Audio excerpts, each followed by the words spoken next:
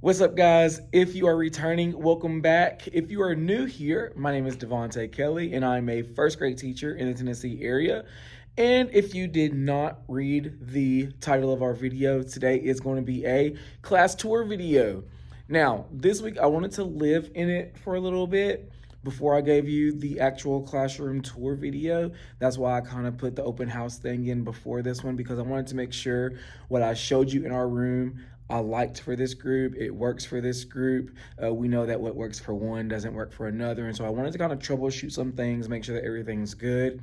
I did have a good feeling on how the room is laid out though, because I have used it in the past with other classes, but as we all know, all classes are not the same. So I'm actually going to go ahead and get started. I'm not going to waste your time.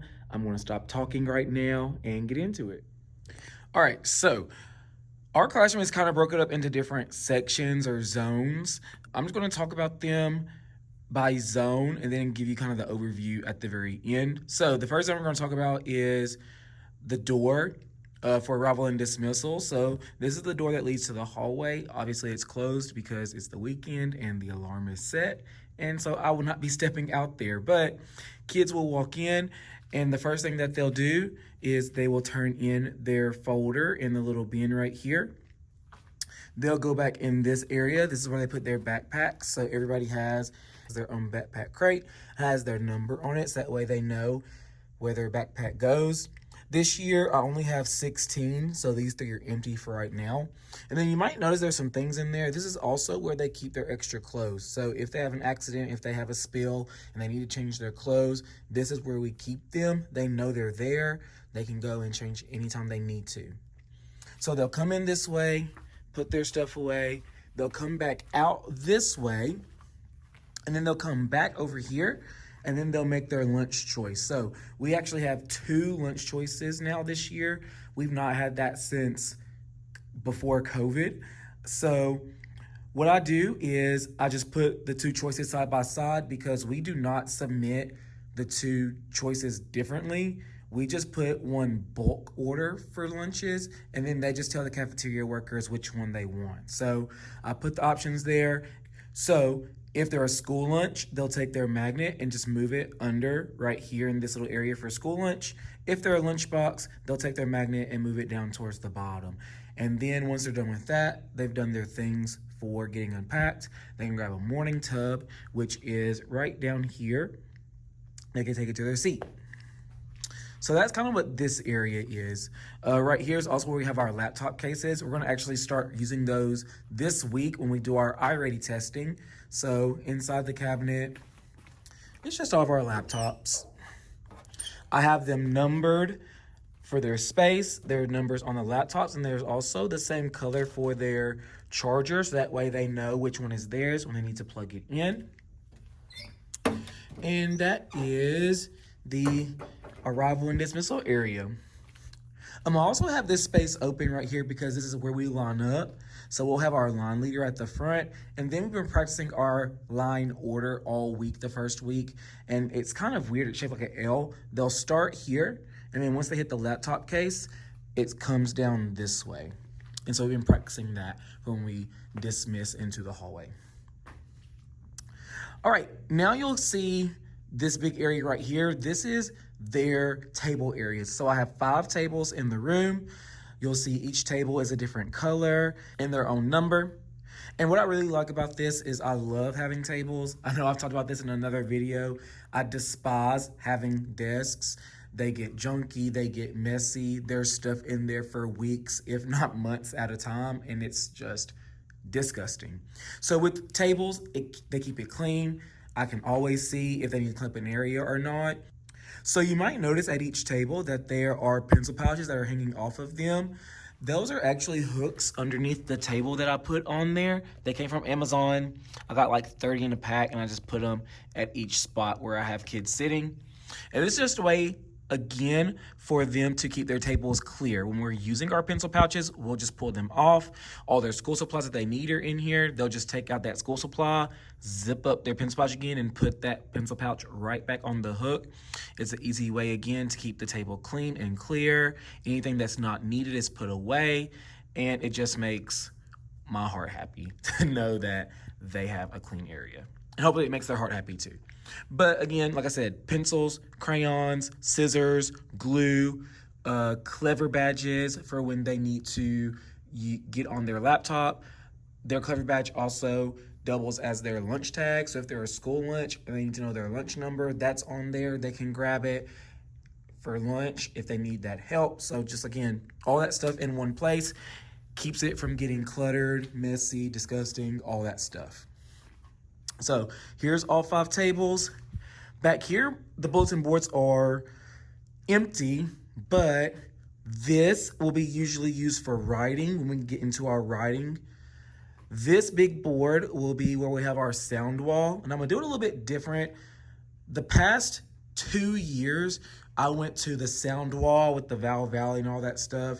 I did not reference it. My kids never used it.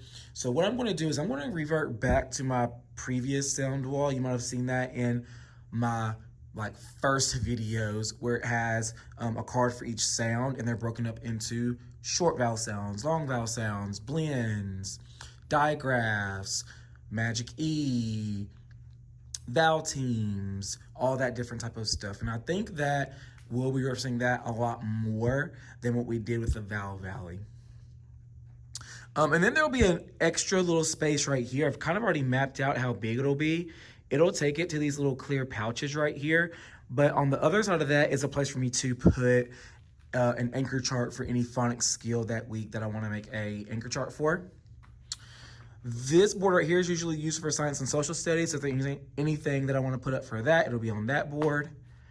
This space has an anchor chart for our school supply scissors, but in the upcoming weeks, it'll be transformed into our word wall. So all of our high frequency words that we'll be learning in first grade will go up here. Also, our alphabet. As we move over, it's our bathroom, has birthdays on it. I know people are interested. So here's what our bathroom looks like. Urinal, toilet, supplies, and a filing cabinet that I like to keep out of the way. I just have all my Astro Brights paper, files, and things like that in there. Next up, we have our sink area so they can wash their hands, sink, soap, mirror in case they need to look at their face and clean up anything, paper towels, and a trash can. This is actually the only trash can we have in our room, and it's mostly used for after they wash their hands, throwing their paper towels away. My other trash can I actually keep out in the hallway because we do eat breakfast in here in the mornings. We don't eat snack in here. We usually eat it outside unless it's raining or something, then they can eat it in here. But I really like to keep that out in the hallway, number one, because at the end of the day, teachers have to put their trash cans out in the hallway for the custodians to quickly grab. I find it's just easiest for me to just leave it out there so that way I don't ever forget, and I just train the kids to know if there's ever anything that you need to throw away that you can't recycle, just walk it to the door. I don't care if they go and throw something away super quick. It's not a big deal to me. So right here is my fridge and microwave. This thing is what we call the tower. This is where we house all of our indoor recess things. So like how right now it's raining. If it was raining during our recess time, they could pull out a tower tub. They could take it to any place on the floor, and then they can have up to 2 people at a tub at a time. So moving on, right here is going to be where I put their folders for our intervention time that we call Boost. So they'll have their Boost folders in there. Any work they need to do will be in those folders. In these cabinets are just different art supplies, extra supplies like dry erase markers, notebooks, composition books, all types of stuff. These are our recess tubs, just keep them out of the way. This is our outside door that is now fire exit only, so we cannot use these doors to go in and out during the school day or really at any other time, which is why they have that sign up there, but we cannot use that door, so whatever, it is what it is. Over here are my color posters. Down here, we have some early finisher activities. I'll be introducing these this week, actually. The first thing are what I call mystery pictures. You might remember these from like the highlights magazines from when I was a kid. So it's just like they have the little hidden pictures inside of them and they just find those. Like I said, I'll be teaching my kids how to use these. Obviously, one of my friends last year did not erase all their stuff. So I guess I'll go through that today and do that. Another early furniture activity are directed drawings. So down here I have all types of drawings: how to draw a flag, how to draw a clover, how to draw an owl, how to draw a lion, how to draw a dog, all different types of stuff. What I usually do is I'll just take scrap papers, extra papers I didn't use that week, papers I don't need anymore. I'll cut them up into quarters and place them in here so that way they can use that. Down here is where my kids have their supply bins. So they have their pencil pouches at their seat. Their supply bins are where their extra supplies go. So all their extra pencils, all their extra scissors, extra glue, markers, because we don't use those super often. All that stuff stays in here. This is also where they keep their headphones as well. So when we're getting on laptops, they'll just come and grab their headphones to use them. And when they're done, they just come back here too. Right here's extra curriculum stuff that I'm housing. Nobody on the team needs them, and since I'm our PLC leader, I have to hold on to those in case anybody does need them in the future. Vacuum, calendar. Right here is new. This is our calm down corner. So if there's anybody that needs to take a break, they can sit in the beanbag chair. And then this week we'll be going over how we take a break, how we can self-regulate, how we can calm ourselves down. And we use the word break to show that. So the first one is breathe, take 5 deep breaths. The next one is reflect. Think about what happened in our situation, what got us so upset. Is there anything that we could have done differently? Next, emotions, how are you feeling? The fourth one is access, so having access to tools and strategies to help you calm down. There's a basket right here that has a couple of different things. There's a pinwheel that you can blow on to help with your breathing. There are some little timers, visual timers right here that you can use to help calm yourself down. There's some different squishy balls, light up balls, things like that in there. And then the K stands for no, and that's know your options. Now that you're calmed down, what are your options that you can do before you come back to join us as a group? So we'll be going through that this week, kind of talking about what's going on. So that took us through their work area, bathroom, and storage. Now we're going to move towards the front of the room. This is going to be our whole group area. It's kind of closed off, and I like that it gives that distinct feeling of when we're up here, you're learning, and when you're in the back, you're doing independently. So I really like kind of how that separates. It's separated right here by these 2 bookcases. This is our classroom library. So on the top shelves, these are all of the books that we have, and they're categorized by theme or topic. These down here are decodable reader books that came from our old reading curriculum, which was Reading Street. They had great decodable books that followed a scope and sequence that I really enjoy. I pull them during our small group time. When I have parents come in, I'll grab books and I tab where my certain reading groups are, and I have parents take kids and let them read those stories to them just to practice that fluency. Down at the bottom is where they'll have their book boxes.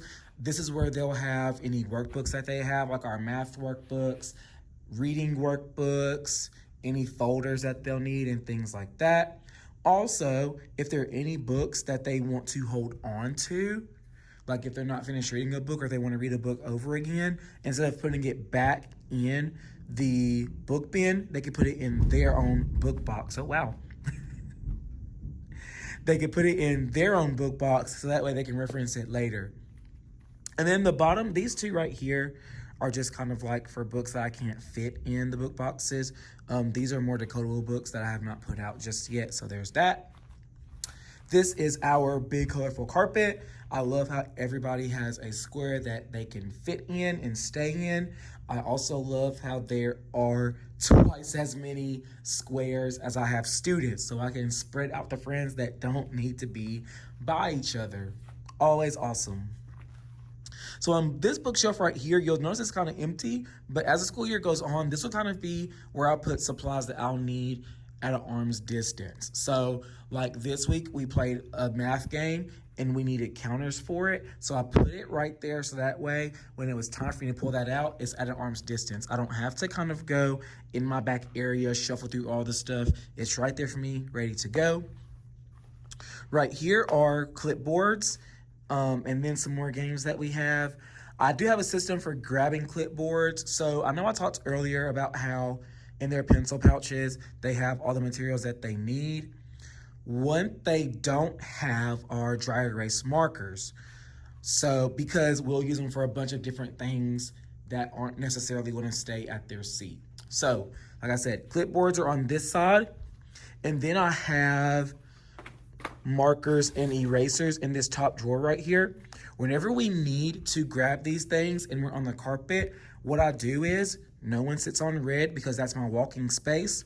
But if they sit on orange or green, they stand up and make a line for the clipboards. If they sit on blue or purple, they'll stand up and make a line for the markers and the erasers. And what they'll do is they'll go stay in their line, they'll grab their clipboard, and then they'll get to the end of the line for the markers and the erasers. That way it kind of makes a circle loop. It keeps it orderly, it's not chaotic, and when they have all the supplies they need, they take it back to their seat on the carpet, or if we're going to our table, they can take it to their table. And again, like I said, they might use these for different center games, different math games. During Boost, we do a lot of things with dry erase markers, so that's why I didn't want them to keep it at their seat. There are some times where they will need it, sometimes that they won't. So looking up here, these Trofast bins I use as their center bins. Once we get done with our testing, I'll put my kids in their different small groups, and then I will have different bins for their group and different centers for them to do. So what I'll do is I base my reading groups, their names based on the things that we're learning in class. At the end of the year last year, we learned about how to care for birds. And so their reading groups were based on birds. So I had the beak group, the wings group, the feather group, the talon group, and the bill group. And that's just how I kind of put them. And then you'll notice each group has 3 bins. And so what I would do is the first bin would always be some type of word work, whatever phonics skill they're working on, it'll be geared towards that. The second one was some type of story or fluency building that they would have to do. It would be a decodable story, a passage reading, something like that, where they can read it independently and with a partner. And then the third bin would be some type of writing. So they'll be writing sentences or writing stories using the phonics skills that they're learning that week. Now, we always know that our reading groups, our small groups, are not always on grade levels. Some might be below, some might be above. So these bins, 1, 2, 3, 4, 5, are all geared towards where they are currently at. So down here, they're going to be below. This one will probably be on. These 2 will be above. This right here, it doesn't matter where they are. These 3 right here focus on what we're explicitly learning that week. And so for these, I have a Rilla word station. So during our Boost time, there'll be a Rilla word center where they're working on sight words or high frequency words for that week. The next one will be decodable questions. We'll have a decodable story every week for the phonics skill that we're working on. So on some days, they'll grab just the book and read it independently with a partner. And then other days, there'll be decodable questions in there that reference back to that decodable story. And then the last one is phonics games. And those are games that are based on that phonics skill. It might be phonics, well, it's usually always phonics 4 in a row, which is a version of tic-tac-toe. So it's like tic-tac-toe, except there are words in each box that references the phonics skill of the week. They just have to read the word before they put their X's and O's. And if they get 4 in a row, then they win that round. So that's pretty much it. Moving up, here is our board, our schedule, the date. Here's visual directions when they need to know what we're doing. Kaplan's depth and complexity cards, any read alouds that we're reading for that week, and table points. Moving over here, this is our try, discuss, connect routines for our math curriculum, which is iReady. This bin will be having multiple purposes, so it'll first hold my items for our ticket store, and then it'll also have some things for my reading groups. And then here's my stickers, which will be a part of my ticket store. Right here are our objectives for the week. And then we have to have our weekly plans posted. So these are the weekly plans for next week. Here is my teacher table, teacher area, so my teacher desk. And then right here is my small group area. There's enough for 6 kids. This red thing is where I put my weekly plans. So I have a different folder for each day. I'll just take my copies, I'll sort them. Everything that's Monday, I'll just throw in the Monday one. Anything for Tuesday, I'll throw in the Tuesday folder. Wednesday folder, things like that. Up top, I have some STEAM career posters. Over here is our bulletin board for our reading curriculum. So we have a word wall for our curriculum, EL education. Each module, we have a different theme. Our first theme will be tools and work. So here's our tools word wall. As we get into our more academic words, they'll be posted up here. Also at the bottom, we'll have our habits of character posters as well. So that way they can reference that. And then we're right back where we started. So here is a quick spin of the room.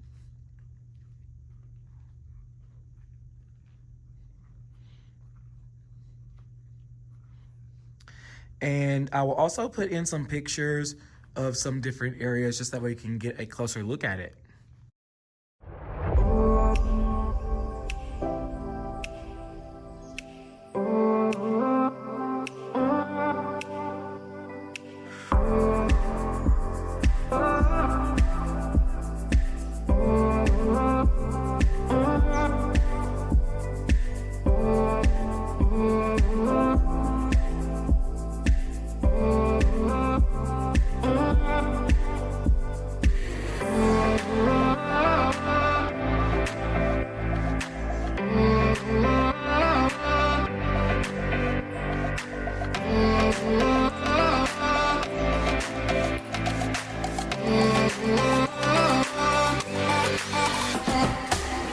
All right, guys, so I hope you enjoyed that classroom tour video.